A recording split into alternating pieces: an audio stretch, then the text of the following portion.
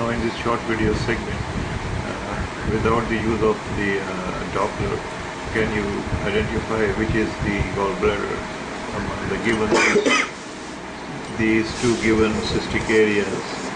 This is the one and this is the second one, and this is the portal vein. Now this is 1, 2, which is the gallbladder and which is the other cystic structure. How will we come to know about that? Now you see that this here I am showing you. Just what you have to do is you have to change the direction of the probe, and you will see the movements and gases within this area, and you will see that the gallbladder has a circular shape and the portal vein runs at the right angle to its neck. This is the gallbladder. This is a bowel segment with you see. Now you move the probe, give it a rotation, and you will see that there will be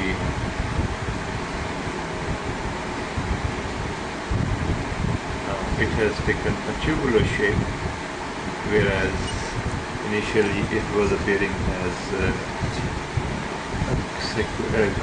rounded glomerular. Now this is that same structure that you were seeing in the initial view, and this is the transfer section of the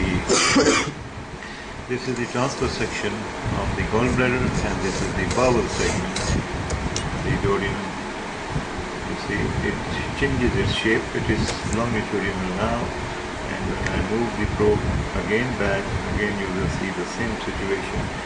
Change the probe, it will be, the other structure becomes tubular. See? Whereas the portal vein remains at right angles to the gallbladder, and this is the bowel segment.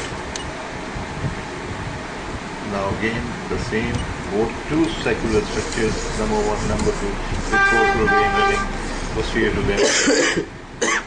And when you change the direction of the probe of 80 degrees, 90 degrees, you will see that this structure becomes globular. This globular structure becomes a bowel segment. So this is how you differentiate between any given two cystic areas confusing you. Thank you very much.